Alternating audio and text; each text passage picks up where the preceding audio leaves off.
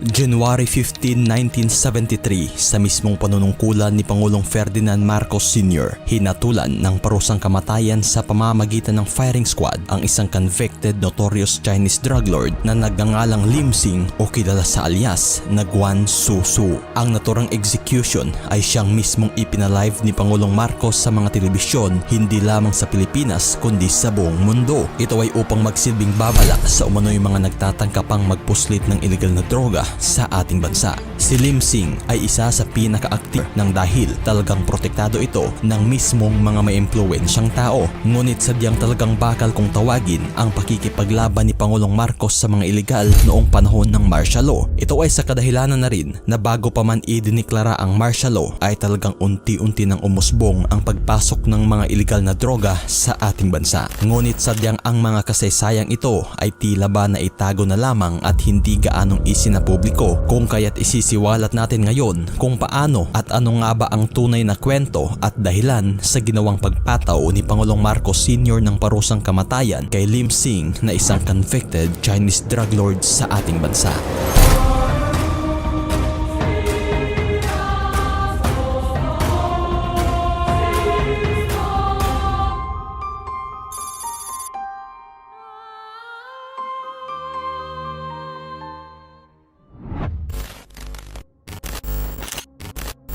Ang problema sa illegal na droga sa ating lipunan ay talagang hindi na bago. Simulat sa pool ay naging talamak na ang aktibidad na ito kung saan naging dahilan pa nga sa pagkasira ng kinabukasan ng iilang nasasangkot sa ganitong kalakaran.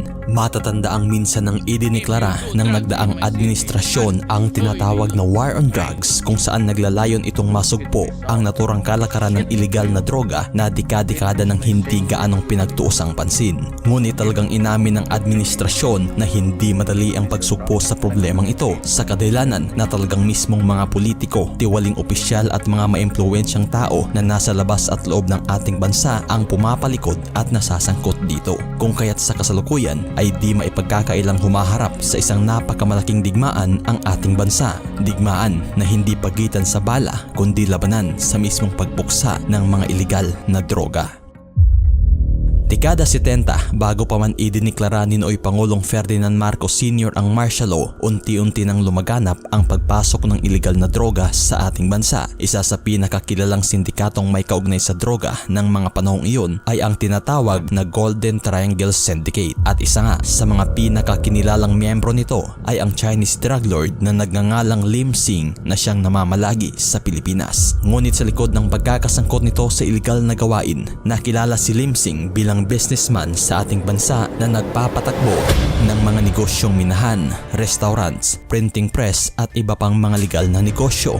Ngunit naging pankipbutas lamang pala ito ni Lim Sing upang maitago ang illegal na gawain nito na may kaugnay sa droga. Kung kaya't sa mga panahong iyon, naging pugad na ng droga ang Pilipinas kung saan nagpapatakbo na pala si Lim Sing ng mga laboratorio ng heroin sa ating bansa na siyang suportado naman ng Golden Triangle Syndicate. Ayon sa naitala, kayang-kaya umunong makapag-produce ang naturang laboratorio ni Lim Sing sa Pilipinas ng tinatayang nasa humigit 1 kilo ng heroin bawat buwan. 90% rin umano dito ay siya namang ini-export sa bansang Thailand, Singapore at sa kanlurang bahagi ng Amerika. Dito na naging isa sa pinaka-maimpluwensyang drug lord si Lim Sing kung saan nagawa pa nga nitong makapagpuslit ng kalahating tonelada ng heroin sa bansang Amerika, na ayon pa 10% ng heroin pumapasok sa Amerika ay talagang galing sa mga laboratoryong pagmamay-ari ni Lim Sing. Protektado rin ang naturang inchik ng mga kilalang leader na galing sa iba't ibang bansa, bagay na siyang malakas ang kumpiyansa nito pagdating sa iligal na gawain. Ngunit sa pagpasok ng dekada 70 kung saan mas unti-unti nang lumaganap ang iligal sa ilalim ng administrasyon ni Pangulong Ferdinand Marcos Sr., dito na ipinasa ang Republic Act 6425 o mas tinatawag na Dangerous Drugs Act of 1972. At nang dahil sa tila pagkawalang kibo lamang ng naturang notorious drug lord na si Lim Sing, Dito na itinatag ang tinatawag na Constabulary Anti-Narcotics Unit na pinamumunuan ni na First Lieutenant Reynaldo Beroya at First Lieutenant Saturnino Domingo. Isinailalim naman ang grupo sa isang pagsasanay na pinamumunuan ng US Bureau of Narcotics and Dangerous Drugs o mas kinilala na ngayong US Drug Enforcement Agency o DEA. At nang dahil sa maiging pagsasaliksik at pagpapalitan ng mga intel reports ng magkabilaang panig, dito na nalaman ang naging illegal na operasyon ng mga laboratorio ni Lim Sing sa Pilipinas. Kung kaya't September 27, 1972, ilang araw pa lamang nang idiniklara ang martial law, ikinasa ang tinatawag na Oplan Dama de Noche. Pangunahing objective ng operasyon ay ang matugis ang mga laboratorio ng droga na pinapatakbo ni Lim Sing dito sa Pilipinas. Dito na nasabat ang daang-daang kilo ng mga heroin na nakaimbak lamang sa mga mansyong pinagmamay-arian ni Lim Sing sa Caloocan at sa ibang bahagi ng Kamaynilaan. Nakuha rin sa mismong mga properties ni Lim Sing ang mga walang lisensyang matataas na kalibre ng mga baril. Ngunit sadyang tila walang kinakakatakutan ang drug lord na ito at tinangkaang suhulan pa ang mga dumakip sa kanya kapalit ng kanyang kalayaan. Ngunit sadyang hindi nagpapatinag ang mga opisyal na humuli kay Lim Sing at dinala pa rin ito sa korte at sinampahan ng kaso. At nang dahil nga sumailalim ang Pilipinas sa martial law ng mga panahong iyon, wala nang patumpik-tumpik pa ang administrasyon at agarang pinatawan ng panghabang buhay na pagkabilanggo ang naturang Chinese drug lord. Ngunit sadyang mataas ang naging kumpiyansa ni Lim Sing sa kanyang sarili na matatakasan nito ang mga impluwensyang tao sa loob at labas ng ating bansa. At nang dahil sa pangamba ng Amerika at ni mismong Pangulong Marcos na matatakasan o malusutan lamang ni Lim Sing ang mga kasong nakapatong sa kanyang ulo, dito na nagpahayag ang nooy Pangulong Marcos sa kanyang layuning mapuksa ang iligal na aktibidad sa ating bansa. Kung kaya't agarang dinala ang kaso ni Lim Sing sa military court at hindi nga nagtagal, isang desisyon ang inilabas kung saan parusang kamatayan ang naging hatol sa notorious Chinese drug lord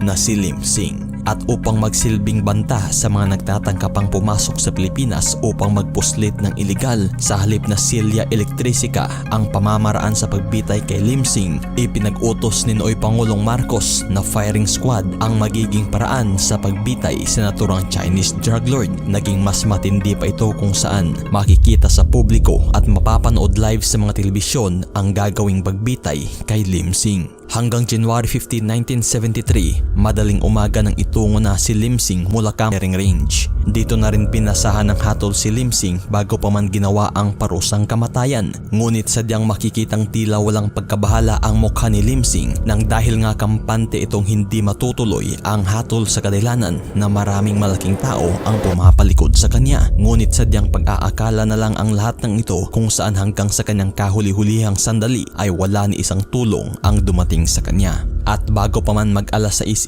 ng umaga January 15, 1973, iginapos na si Lim Sing sa isang poste kung saan nakatali ito sa kanyang dibdib at paa. Nakapwesto na rin ang mga inaatasang babaril kay Lim Sing na isang pangkat ng mga sharpshooter na pinamumunuan ni Lieutenant Jose Agawin. At sa pagpatak nga ng eksaktong alas 6 ng umaga, under the command of Lieutenant Jose Agawin, binaril na si Lim Sing gamit ang mga M1 rifles na diretsong tumama sa kanyang dibdib. At ilang minuto lamang ang lumipas, kinumpirma na ni Lieutenant Colonel Florento Marpa na wala ng buhay ang Chinese drug lord na si Lim Sing. Agaran rin itong ipinaalam kay Philippine Constabulary Chief Brigadier General Fidel V. Ramos at sa oras na alas 6 ng umaga, kinumpirma na ng Malacanang ang matagumpay na pagbitay kay Lim Sing. Agara namang tumunog sa mga lokal at international news ang naging pagpataw ng parusang kamatayan kay Lim Sing sa kadahilanan na rin na live itong nasaksihan hindi lamang sa Pilipinas kundi sa buong mundo. At ang naturang kaganapan nga ay siyang nagsilbing palatandaan na hindi nagbibiro ang pamahalaan ukol sa pagbuksa ng mga iligal na gawain. At mula sa mga panahong iyon ay tila nakita nga ang naging positibong epekto kung saan unti-unti nang napuksa at napigil ang iligal na aktibidad ng droga sa ating bansa. Ngunit sa pagdaan ng panahon, kasabay na rin ng pagpapatalsik kay Pangulong Marcos nang sa muli unti-unti na namang sumibol ang problemang ito. Sa paglipas ng panahon ay talagang hindi lamang bumalik ang problemang may kaugnay sa droga, kundi talagang mas lumala pa ito na kahit mismong mga opisyal ng pamahalaan ay nasasangkot na.